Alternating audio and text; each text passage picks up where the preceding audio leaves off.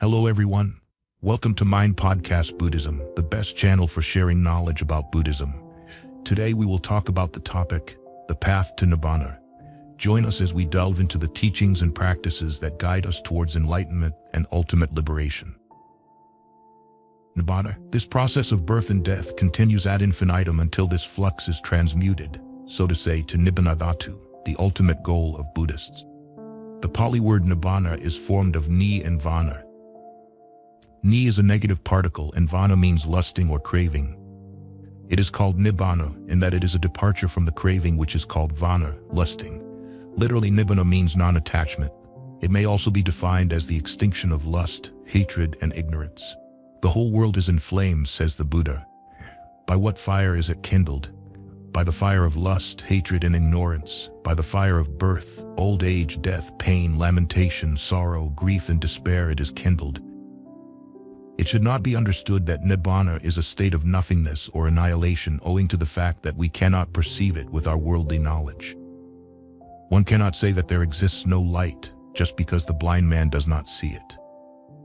In that well-known story too, the fish arguing with his friend, the turtle, triumphantly concluded that there exists no land. Nibbana of the Buddhists is neither a mere nothingness nor a state of annihilation, but what it is no words can adequately express. Nibbana is a Dhamma which is unborn, unoriginated, uncreated, and unformed. Hence it is eternal, duva, desirable, subha, and happy, sukha. In Nibbana nothing is eternalized, nor is anything annihilated, besides suffering. According to the books, references are made to Nibbana as sopadisesa and anupadisesa. These in fact are not two kinds of Nibbana, but the one single Nibbana, receiving its name according to the way it is experienced before and after death. Nibbana is not situated in any place, nor is it a sort of heaven where a transcendental ego resides. It is a state which is dependent upon this body itself. It is an attainment, Dhamma, which is within the reach of all. Nibbana is a supramundane state attainable even in this present life. Buddhism does not state that this ultimate goal could be reached only in a life beyond. Here lies the chief difference between the Buddhist conception of Nibbana and the non-Buddhist conception of an eternal heaven attainable only after death or a union with a god or divine essence in an afterlife. When Nibbana is realized in this life with the body remaining, it is called sopadisesa Nibbana dhatu. When an arahat attains parinibbana, after the dissolution of his body, without any remainder of physical existence, it is called anupadisesa Nibbana dhatu. In the words of Sir Edwin Arnold, if any teach nirvana is to cease, say unto such they lie. If any teach nirvana is to live, say unto such they err. From a metaphysical standpoint, Nibbana is deliverance from suffering. From a psychological standpoint, Nibbana is the eradication of egoism. From an ethical standpoint, Nibbana is the destruction of lust, hatred, and ignorance. Does the arahat exist or not after death? The Buddha replies, the arahat who has been released from the five aggregates is deep, immeasurable like the mighty ocean. To say that he is reborn would not fit the case. To say that he is neither reborn nor not reborn would not fit the case. One cannot say that an arahat is reborn as all passions that condition rebirth are eradicated, nor can one say that the arahat is annihilated, for there is nothing to annihilate. Robert Oppenheimer, a scientist, writes, if we ask, for instance, whether the position of the electron remains the same, we must say no. If we ask whether the electron's position changes with time, we must say no. If we ask whether the electron is at rest, we must say no. If we ask whether it is in motion, we must say no. The Buddha has given such answers when interrogated as to the conditions of man's self after death. But they are not familiar answers from the tradition of the 17th and 18th century science. The path to Nibbana. How is Nibbana to be attained? It is by following the Noble Eightfold Path, which consists of right understanding, samadhithi, right thoughts, samasankappa, right speech, samavaka, right actions, samakamanta, right livelihood, samajiva, right effort, samavayama, right mindfulness, samasati, and right concentration, samasamadhi. This unique path constitutes morality, sila, concentration, samadhi, and wisdom, panna.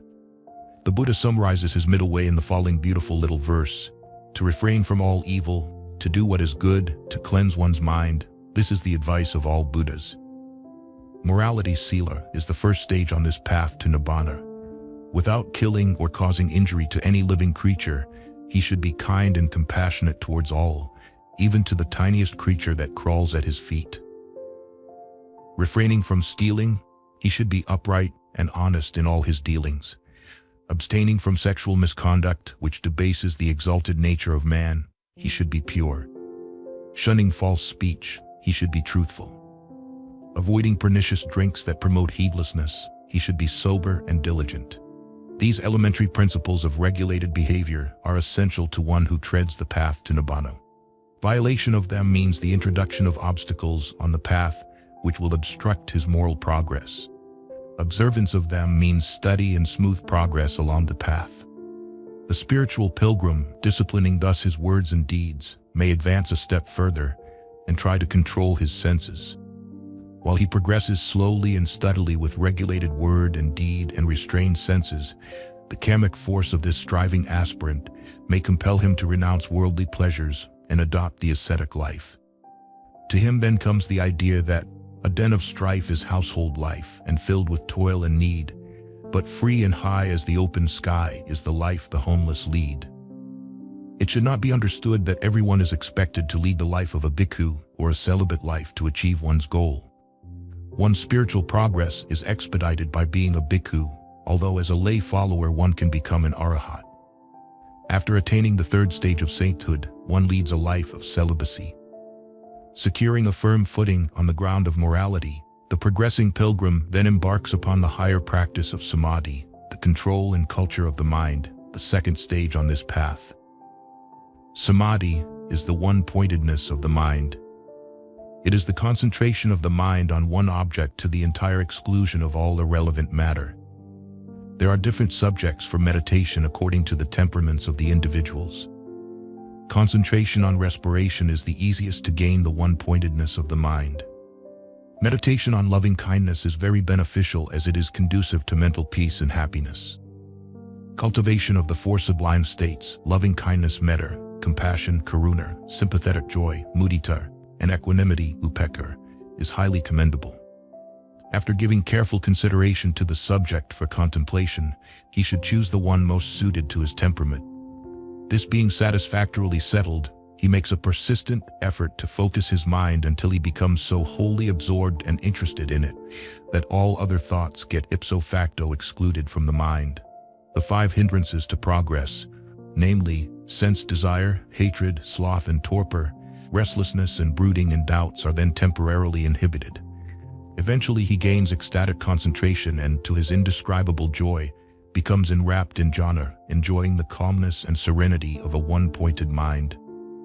When one gains this perfect one-pointedness of the mind, it is possible for one to develop the 5 supernormal powers abhina, divine eye, dibakaku, divine ear, dibasodar, reminiscence of past births, pabaniva sanusatinana, thought reading, parasita vijanana, and different psychic powers, idavida. It must not be understood that those supernormal powers are essential for sainthood. Though the mind is now purified, there still lies dormant in him the tendency to give vent to his passions, for by concentration, passions are lulled to sleep temporarily. They may rise to the surface at unexpected moments. Both discipline and concentration are helpful to clear the path of its obstacles, but it is insight vipassana alone which enables one to see things as they truly are, and consequently reach the ultimate goal by completely annihilating the passions inhibited by samadhi. This is the third and the final stage on the path to Nibbana. With his one-pointed mind, which now resembles a polished mirror, he looks at the world to get a correct view of life. Wherever he turns his eyes, he sees naught but the 3 characteristics: anicca, transiency, dukkha, sorrow, and anatta, soullessness, standing out in bold relief.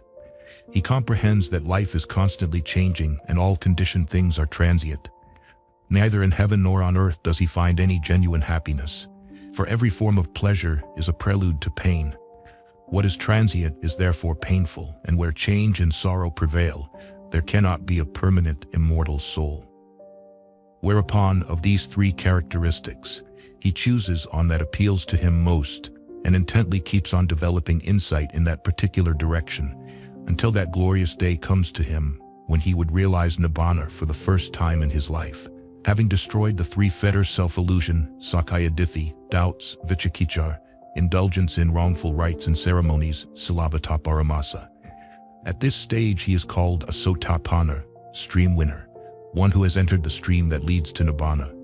As he has not eradicated all fetters, he is reborn 7 times at the most. Summoning up fresh courage, as a result of this glimpse of Nibbana, the Aryan pilgrim makes rapid progress in cultivation deeper. Insight becomes a sakadagami, once returner, by weakening 2 more fetter, namely sense desire, kamaraga, and ill will, padaga. He is called sakadagami because he is reborn on earth only once in case he does no attain arahatship. It is in the 3rd stage of sainthood, anagami, never returner, that he completely discards the aforesaid 2 fetters. Thereafter, he neither returns to this world nor does he seek birth in the celestial realms, since he has no more desire for sensual pleasures. After death he is reborn in the pure abodes, Suddhavasa, a congenial Brahma plane, till he attains arahatship. Now the saintly pilgrim, encouraged by the unprecedented success of his endeavors, makes his final advance in destroying the remaining fetters, namely, lust after life in realms of forms, ruparaga, and formless realms, aruparaga, conceit, mana, restlessness, udaka, and ignorance, avijja, becomes a perfect saint, an arahat, a worthy one. Instantly he realizes that what was to be accomplished has been done, that a heavy burden of sorrow has been relinquished, that all forms of attachment have been totally annihilated, and that the path to Nibbana has been trodden. The worthy one now stands on heights more than celestial, far removed from the rebellious passions and defilements of the world, realizing the unutterable bliss of Nibbana, and like many an arahat of old, uttering that paean of joy. Goodwill and wisdom, mind by method trained, the highest conduct on good morals based, this maketh mortals pure, not rank or wealth.